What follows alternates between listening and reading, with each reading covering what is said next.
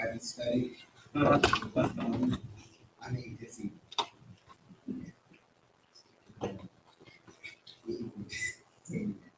Amen. I give honor to God.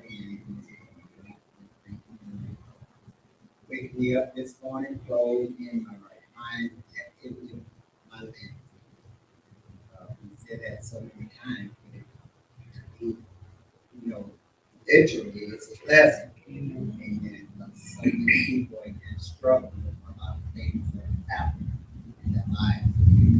God keep us at a reasonable point. That's a blessing.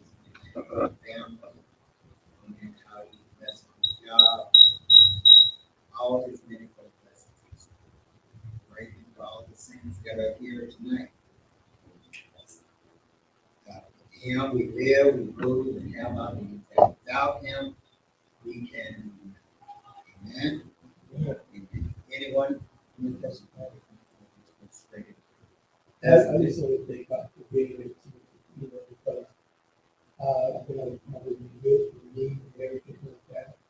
I was down the whole week. I went to my doctor Monday. They gave me some medicine to do up and some new kind of stuff. He told me not to take any walk or Tylenol or anything like that. Because this works. And he's been helping me out with this therapy is warm. And I'm just, I'm walking a little better. I'm feeling it better. Like he said, you take walking for granted, the activities and limbs and stuff, but you can't, or it hurts to walk. You know what I mean? And you thank God for every step that I take. I'm thanking God now, just minimizing the pain.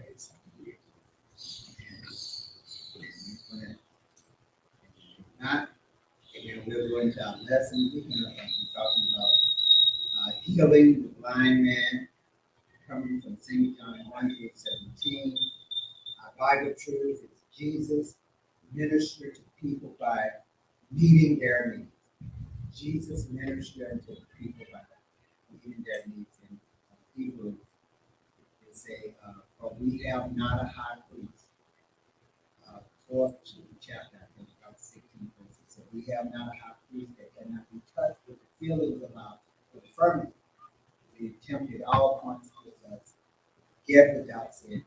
Then he said, "Come boldly unto the throne of grace, that we may be able to find grace to help in a time of need." So Jesus, I like reading the New Testament and reading about all the stories that Jesus ministered unto the people.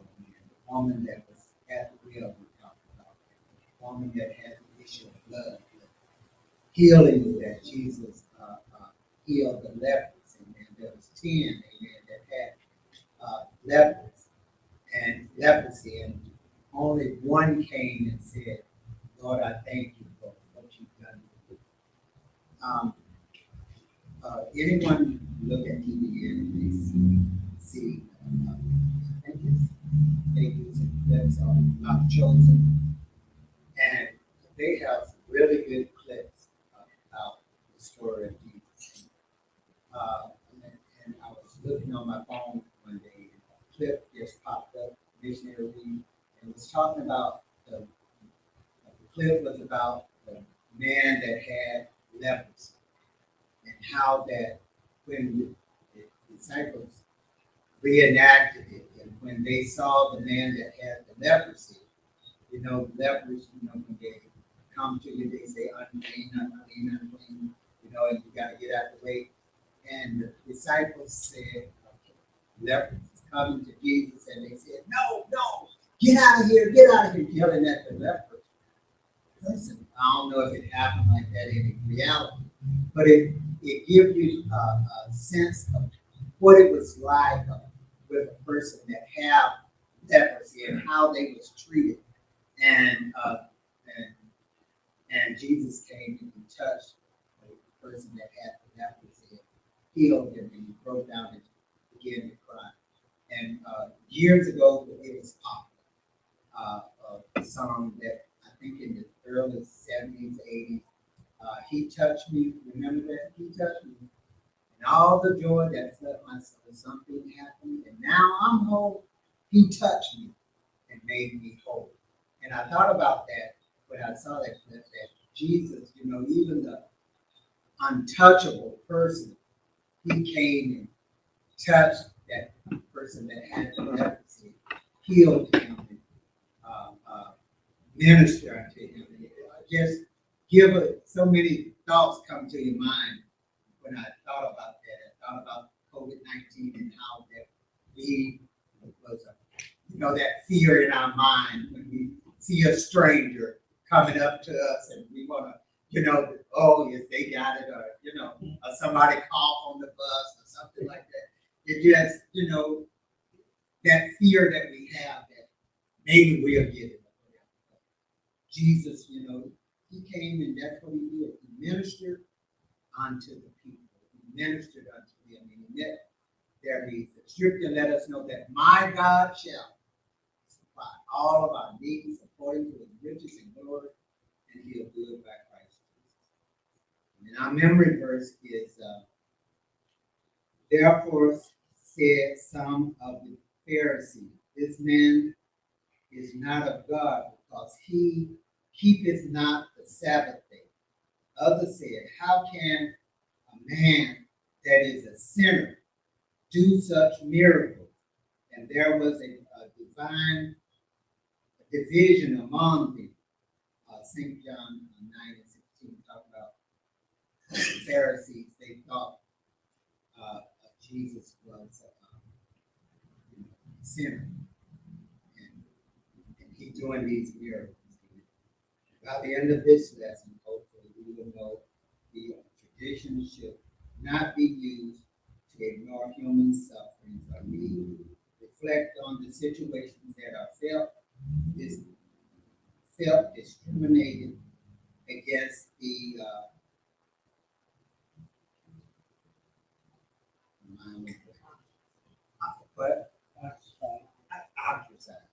ostracized, and participate in activities that help people in need. A lot, our sometimes reflect on where God has brought us from. When I like missionary anything, I like that. I think of the goodness of Jesus and all that he's done for me. My soul cries out, hallelujah. I thank God for saving me, and how that we can reflect on situations where we're discriminated against the archers, people that are downcast, people that we look down on. And I said this a couple of weeks ago. A lot of times we pass by people so frequently nowadays that they're sitting on the side of the road, they're laying. I remember in the early '80s, we was going up to Seattle, my wife and I, and you didn't see that much, and a person was laying on the ground in the alley. We was trying to find somebody out, and I felt so bad. I felt so bad that we just kept going and didn't stop us, saying I felt that person, what if he did, or what if he did, or whatever. But I felt so bad. But now, it just moving forward 20 years or so, see people laying on the street, see people in tents. And sometimes it don't faze you because you expect that, the expectation. Not saying that we don't care, that we're not concerned, that we don't pray for them when we pass or whatever, but it's not like we haven't experienced this. So I want to ask a question even before we get started. What is healing? What is healing? What is healing? So missionary Reed.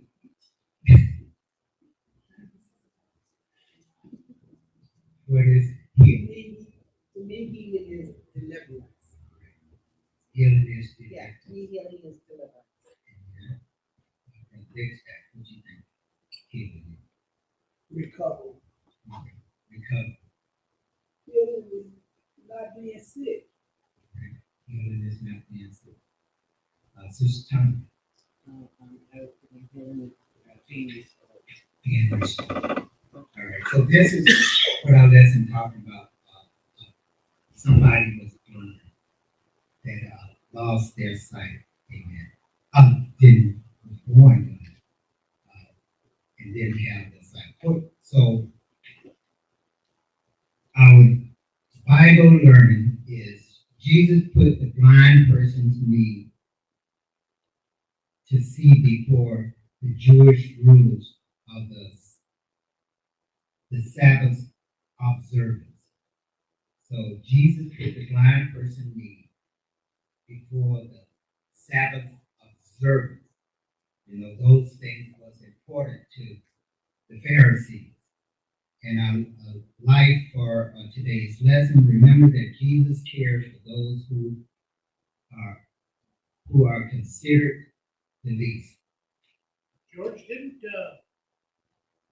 Jesus really heal a lot more people than in the Bible? Didn't it say somewhere that he healed so many people that it would take two Bibles to name them all? You know, this is just certain spot. I mean, he must have been healing every time he walked down the street. He must have healed somebody. You know, and he was doing that to attract attention to himself, so people would be with him, so they could be saved. Amen. Does speak of that it was all the miracles that Jesus had did. Books could not contain all the things that he has done. And it's not only that, you know, other authors at that time wrote of Jesus and some of the miracles that he occurred. So we do know that Jesus is real. Amen. That he did hear us on earth. Amen. And I think it's in Corinthians where it talked about Jesus coming back and over 5,000 saw him. Amen. That Jesus, he is real. We think some Jesus is real. I know. I remember that. So Jesus is real, and he is yet in the healing business, and we care about people. This lesson let us know that the gist of it, even before we get into the midst of it, that Jesus cares about people, and he just don't care about poor or rich, but he cares about all people. He told Nicodemus, for God so loved the world that he gave his only begotten Son, that whosoever, and that whosoever could be anybody, whosoever believed in him shall not perish, but they shall have everlasting life. So that let us know that God cares about people. And he said in New Testament that he come not for the well, but he came for those that the sinners, those that was in need of healing, those that was needed of deliverance, those that are in need of various things in our lives. And Matthew said, "Come unto me, all ye that what labor and a heavy laden, and who will give us rest? Jesus will give us rest." Brother Big Staff, you read our lesson text coming from St. John, the 9th chapter, verses 1 through 17. And it came to pass, and as Jesus passed by, he saw a man which was blind from the birth. And his disciples asked him, saying, Master, who did sin, the man or his parents, that he was born blind? Jesus answered, neither has this man sinned, nor his parents, but that the works of God should be made manifest in him. I must work the works of him that sent me while it is day, that the night cometh when no man can work. As long as I am in the world, I am the light of the world. When he had thus spoken, he spat on the ground and made clay of the spittle, and he anointed the eyes of the blind man with the clay, and said unto him, Go wash in the pool of Siloam, which is by interpretation. And it was the seventh day when Jesus made the clay and opened his eyes. Then again, Pharisees asked him how he had received his sight. He said unto them, he put clay upon mine eyes, and I washed and do see. Therefore said, come.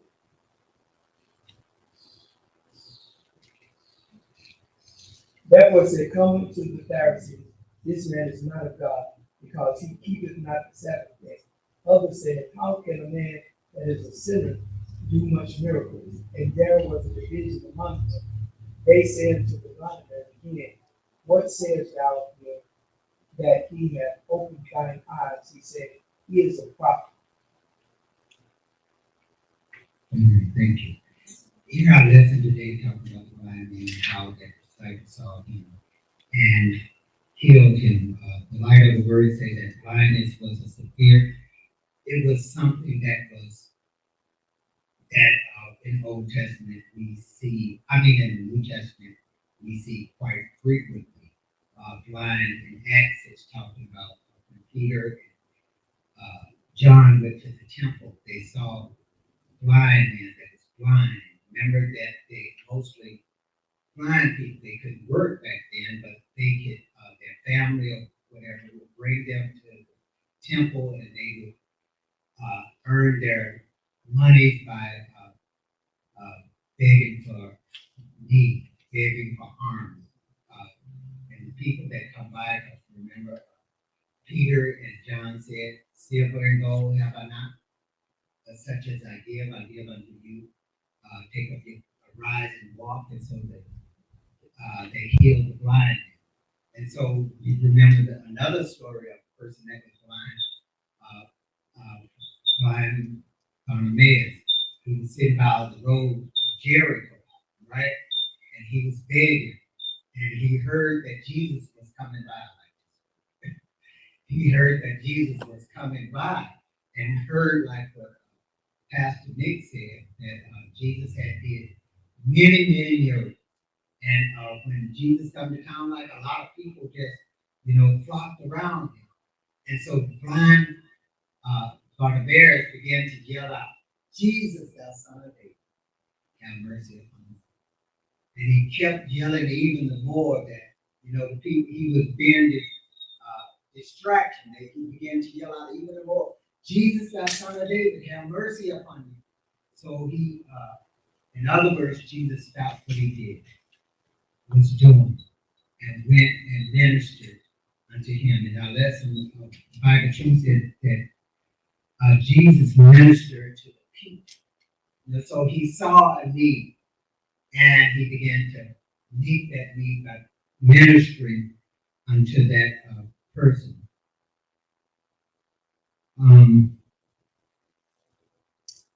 It said when Jesus, just in the light of the word, it said that Jesus back then they always used spit and saliva and mix it in mud for natural healing. But there, according to the lesson, there had never been any results of anybody getting healed. And so it was saying that this was a preparation. So what I wanted to ask you, how do you get prepared for it? How do you prepare yourself for it? Here the blind man sitting there, didn't see Jesus coming, right? Maybe heard about it. I don't think you can prepare yourself for it. How do you prepare yourself? I don't know. How would you? I just can't, right, if we prayed for, somebody's gonna die, and they all of a sudden miraculously came back. And we aren't prepared for that. We think we are. All of a sudden this guy, I've seen a few miracles in my church time. I saw one guy that had a big thing on the back of his neck. He was supposed to die, and they opened him up. It was like an onion. They just peeled it off, and he lived. And he's still around. I don't know if you can prepare for that. I was thinking like this. most of the people that have miracles, they have a need. And it's like how you position yourself to be ready.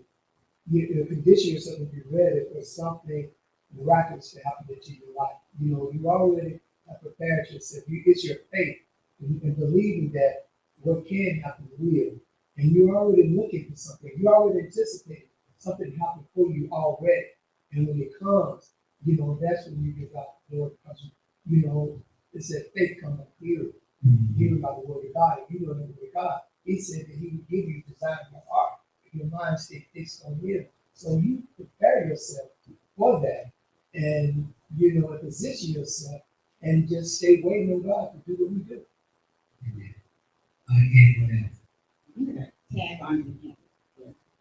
Because what came to mind was the woman with the issue of blood. And he sort of like touched on it and said she had a belief, and it was her faith, that she was going to be healed. So her preparation was believing before she actually got it.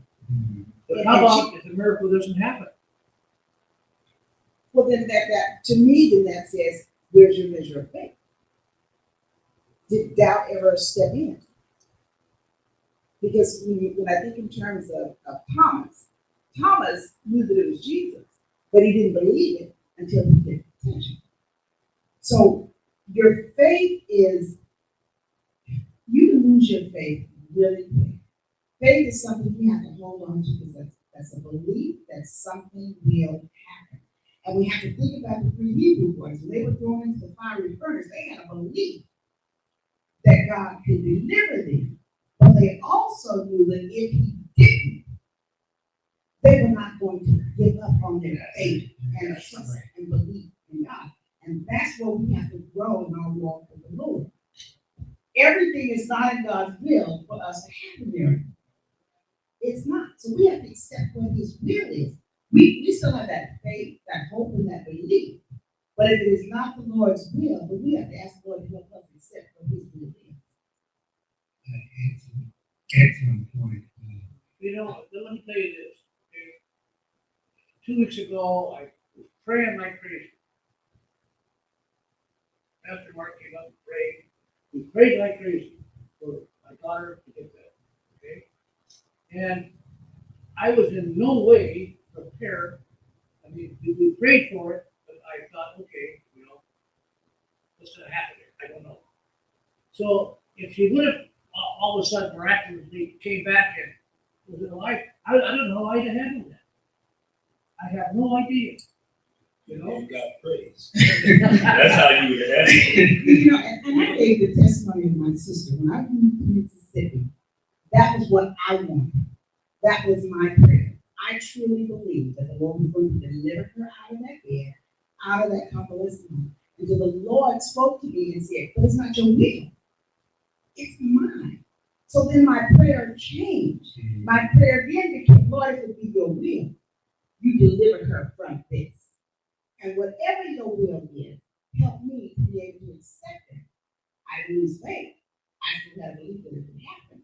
But I also knew that it had to be within His will and not theirs. And the key thing with what she was saying, next question.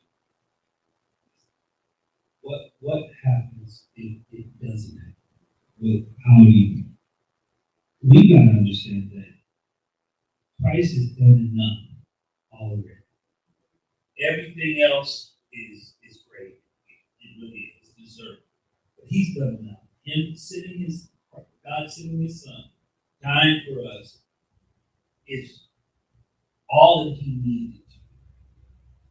Now, the miracles and things that are happening, you know, that we love is great, but He's done enough already. And so if He doesn't, I love that what she said, you know, about Shadrach, Meshach, and Abednego.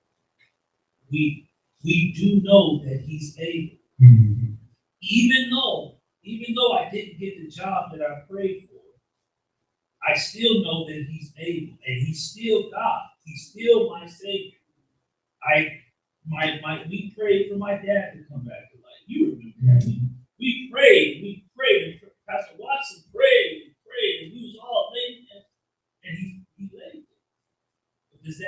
should our faith be shaken? No, because he's still able. And so I love, David sackcloth and ashes, just prayed for his son to be, raised up. And then when he died, he said, I will go to you. That was it. You understand? I asked that question because of the last statement in the light of the word. It said modern miracle scientists suggested that the remedy to work, it should take a miracle. And the doctor came to my mind, how do you prepare? And how do you prepare is like what everybody has said, is that you be able to say, let your will be done. Like the Hebrew boys, and like what Missionary Reed said, that the Hebrew boy said, when he was thrown in the fiery furnace, I know he can deliver me, but if he don't, I know that he is able. And the Bible said, now to him that's able to do exceedingly abundantly above all that we can ask or even think. I'll say this, then we'll move on. When we was young, or your children was young, they asked for a lot of things, right? Sometimes you gave it to them, and sometimes you didn't, right? But they learned to adjust. It didn't kill them. They adjusted to the no. They adjusted to the yes. And that's how I think how God does us. Amen. He knows what we would do if the miracle happened. And he knows what we do if the miracle didn't happen. And like he told Lazarus, the brother said, if someone would go tell my brothers, let Lazarus go tell my brothers that hell is real, that, and he's put it, the Lord say to the Lazarus that he have Moses and the prophets. Amen. You have Moses and the prophets. So therefore, we have to believe God's word, trust God's word. And if he does not do it, we have to stand on that he knows, like El Miller used to tell us, we can only look down the road. But God can look down the road, look around the corner. Amen. He knows what we're confronted with around the corner. Just think if God let us have every miracle we pray for. Mm-hmm. Nobody would ever die. Nobody would ever get sick. It just can't happen. It just can't. He's got to be pretty careful with his miracles.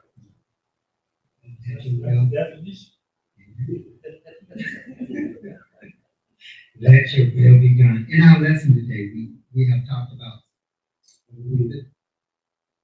I was going to say that without suffering, there's really no compassion. So people, I was just saying without suffering, there's really no compassion.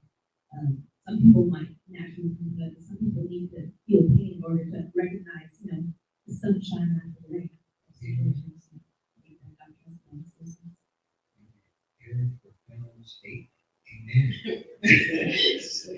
Amen. In our lesson today, we're talking about the blind man. We're talking about the Pharisees. We're talking about the pool of Siloam. And we're talking about how that Jesus told him to go wash in the pool of Siloam. And I was thinking in Georgia, I think President Roosevelt, I think he had some issues with his body, that he would go to a warm spring, Georgia, and soak in that pool to relieve his pain and from his body, Brother Bixton. Are there such pools today that we can get healing from? Or is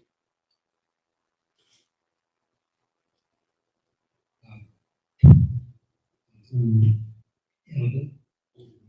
And then What happens, sometimes people are focused on the pull or the item itself, or what healing is coming to, but not focused on the source of the healing. And so, if that happens today, if it's going to point to Christ, then not allowed to continue to happen. And then, if not,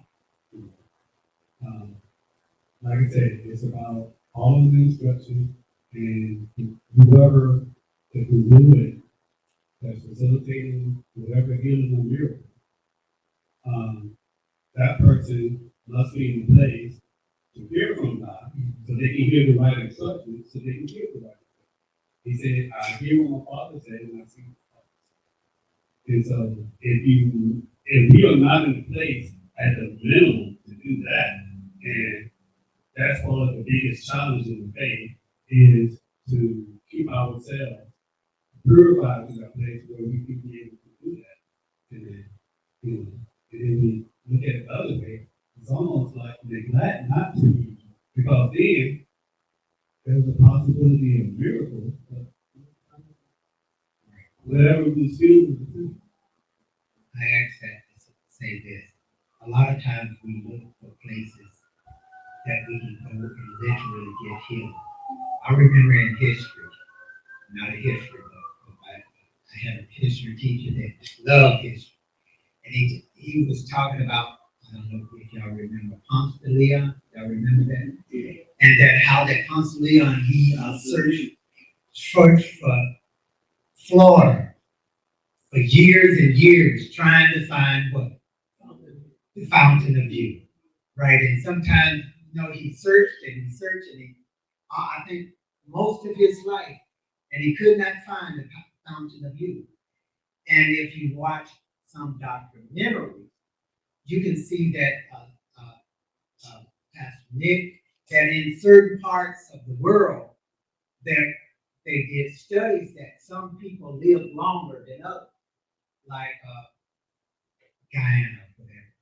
That they studied, not saying Guyana, that they said that people in Guyana live over 100 years because of the things that they were doing there. And there's other parts of the earth that people live a certain amount of time because of their doing. But it is not because of a particular water, a particular miracle situation. And a lot of times we seek after those things, trying to bring back, and I think we as Americans, as good at doing those things, trying to bring back youthful state. If we get this crate, if we buy this thing, we'll have, our hair back. Anybody ever bought those products? If you buy this, amen, you can, I know I have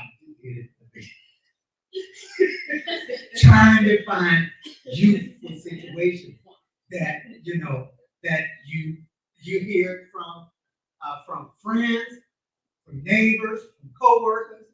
We all have heard of buying certain types of products that we can get and relieve.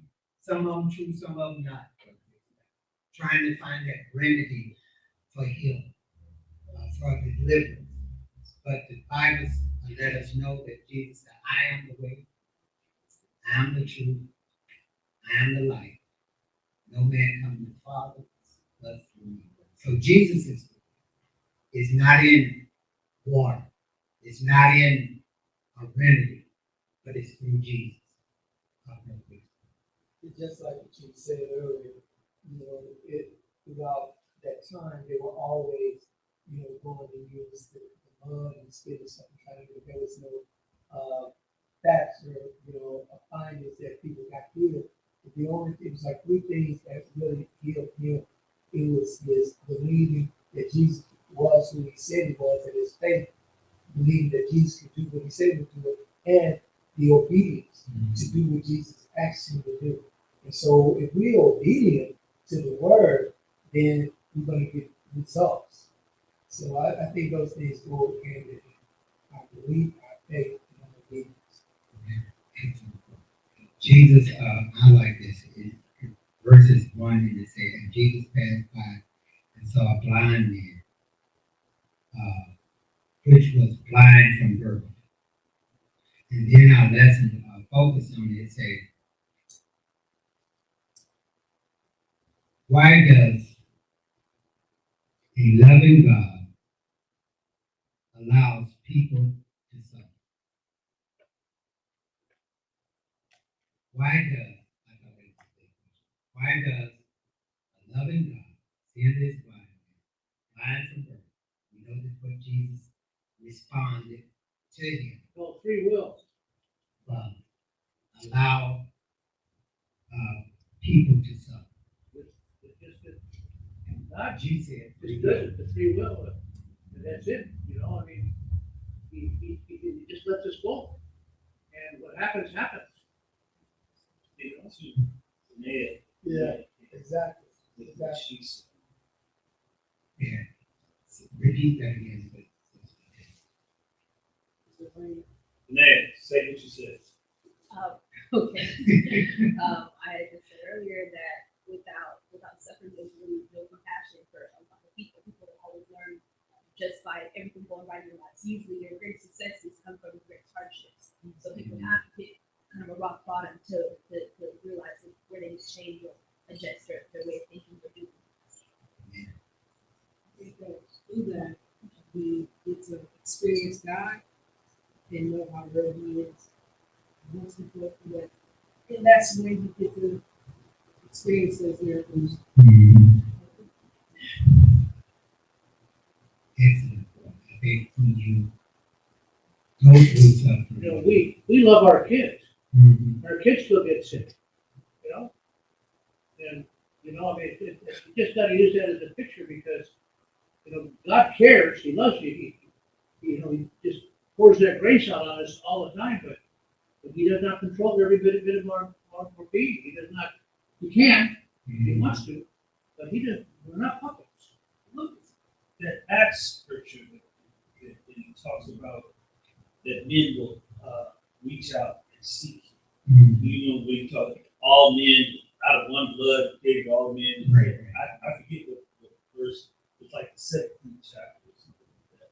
But he said, but so that men would reach out. And I think circumstances so that we would reach out and look to God. Because a lot of times, you know, when everything is going well, you don't look at God. I wish we did, but we don't. You almost do have to hit something for you to start thinking, hey, there's something bigger in my life. I think that's how He gets our attention. And sometimes it takes a lot of people several times to do that. When Dale said that, I thought about when I was young. I had just bought my 1969 Malibu. And I was trying to, which I shouldn't have, teach somebody how to drive it. It flipped over and just, you know, all that beautiful Malibu was demolished. And that got my attention. You know, that flip, that's when I started seeking God. What I do, sometimes you do what you know.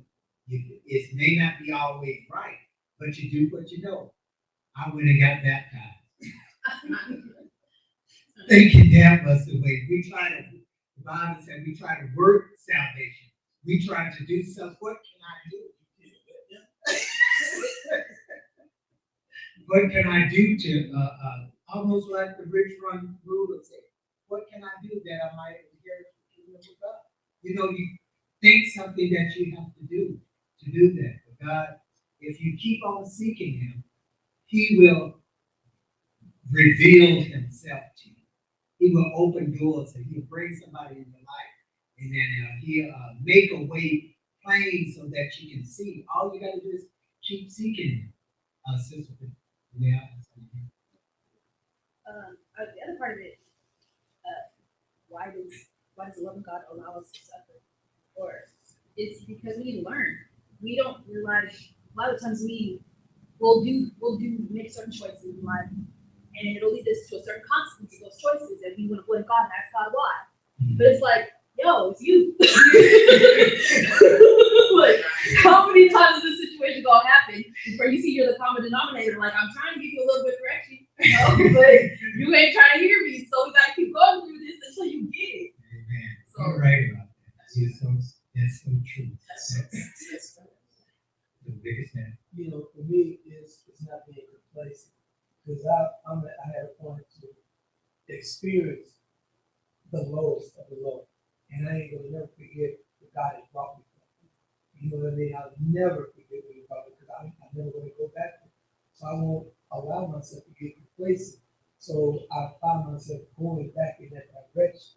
I'm gonna keep seeking him each and every day of my life. So I won't position myself to fall. Because he said, now unto him that's able to keep you from falling and present you forth before the presence of his Lord with exceeding joy. See, the joy of the Lord is my strength. Mm-hmm. So what I'm gonna remember where he brought me from, and I'm gonna, go forward in him and grow in grace and in wisdom. Yeah, I just wanted to read you the scripture. It's Acts 17, so I went up to 26. And it said, hath made of one blood all nations of men for to dwell on all the face of the earth, and hath determined the times before appointed, and the bounds of their habitation, that they should seek the Lord, and if haply they might feel after him and find him, though he be not far from every one of us. For in him we live and go joy. We move and we have our being. So Jesus passed by this blind man and said, "Who sinned?" This is what the disciples said. Who sinned, this blind man or his parents? And they was thinking almost like what the Old Testament stated, almost said like when Job's friend was around him. You must have did something wrong, Job, for all of this stuff to happen to you. What'd you do? And they were sitting there, like Pastor Nick was saying earlier, they were sitting there waiting on Job to tell them, what did he do? But Jesus replied to his disciples, this happened that the works of God may be made manifest. He said, this man didn't sin, nor his parents.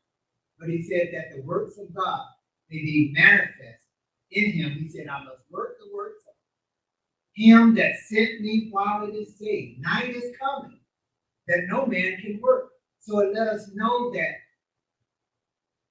what you may be going through,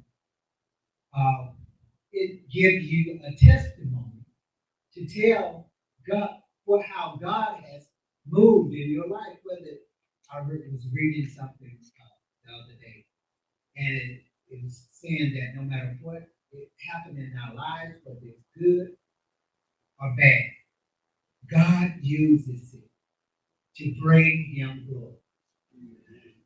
God, whether bad things happen to us, look how many lives that you have touched on this day. Just by hearing your testimony, the things that happened to you, and you tell that story and how that it affects, so you don't know how many people it affects. But it encouraged people. We think that things happen to us, that it just happened.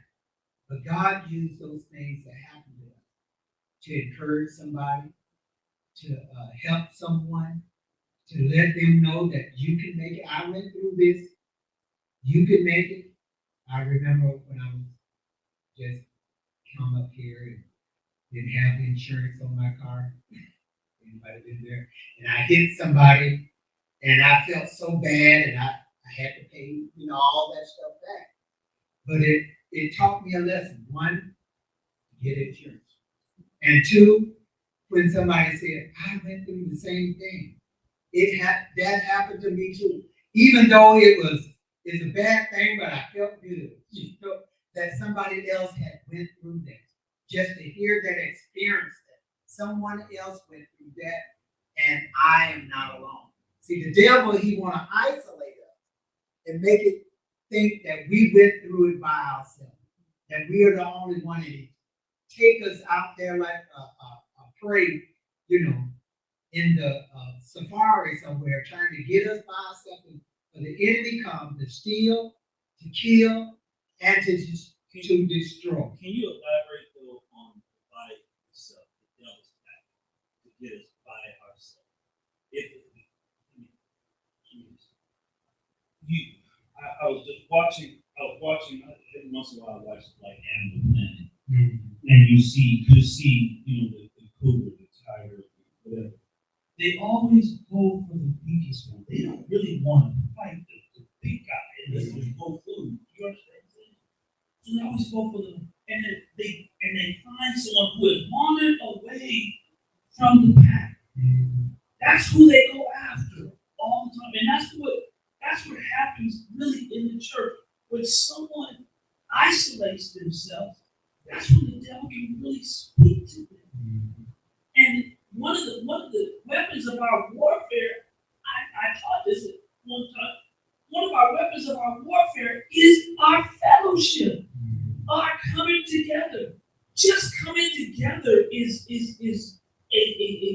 you said for your miracle, you said prepare for your miracle. Well, I say come to church. Because listen, you're more likely to find deliverance. You're more likely to find healing. You're more likely to find friendship. It doesn't help anyone to just sit at home. I'm just gonna sit. We talked about it a couple Sundays ago.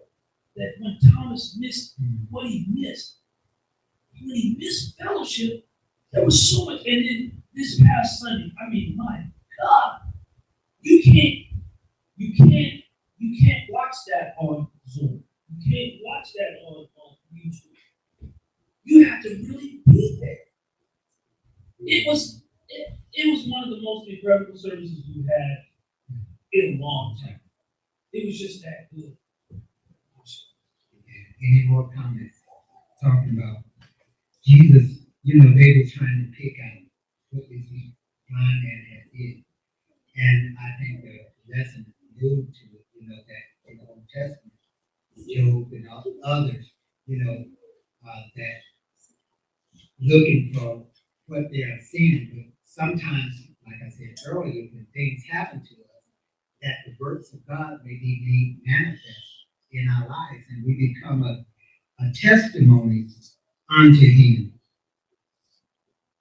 unto God, that He may use us. And Jesus said, neither did this man sin nor his parents, but that the works of God may be made manifest. And He said, I must work the works of Him that sent me while it is day. Night is coming. So whatever, like Jesus told Jesus, whatever you got to do it quick.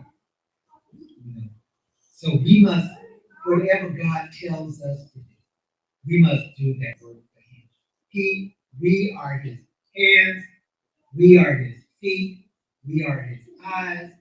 Amen. He worked through us. He could have chose another way, Brother Big Stuff, but He chose the saints of God to get the message to the other, to sin. But another thing that we talk about is when the Pharisees who said, how can this man be a man of God if he's going to heal somebody on the Sabbath? And then other people say, well, how can somebody that's a sinner, do so much good stuff? You know what I mean? And when they knew of the word of God, the word of God told them in Isaiah that when they hear, when it was going to come a time when the blind shall see and the deaf shall hear, and all these other kinds, they knew this stuff, but they wanted to persuade other people that this can't be the Messiah. This can't be the one that God is called to deliver us. And I just thought that was just so significant, how even the devout people was trying to persuade people not to believe what they were actually seeing. I'll say this, then turn it in the hands of the pastor. And the blind man had been, the Pharisees, what the big steps said, that come to him and say, who healed you? And he said, this one thing I know. I was blind, but now I see. And you don't have to know from Genesis to Revelation to be a witness to God. All you have to do is be a vessel, willing, and tell your testimony, how he came into your life, how he delivered you. He didn't know, but he said, this one thing I do know. I was blind, but now I see. And he saw all the people around him knew that he was blind. So we didn't get too much into our Sunday school lesson, but it was good. Talking about healing of the blind man. Hope that you got something out of the lesson. Hope that you can look at it and see not only how that God can use circumstances, situations, and all the elements that was around him. Use the Pharisee, use the fool, use the blind man, all those, use the clay, use the Sabbath day, all those things let us know that God is greater than the fool, the Pharisee, amen, that even on the Sabbath, he said, I am what? Lord of the Sabbath. So, hope that you got some out of the lesson on tonight, and at this time, we turn it. Okay, man, it's come.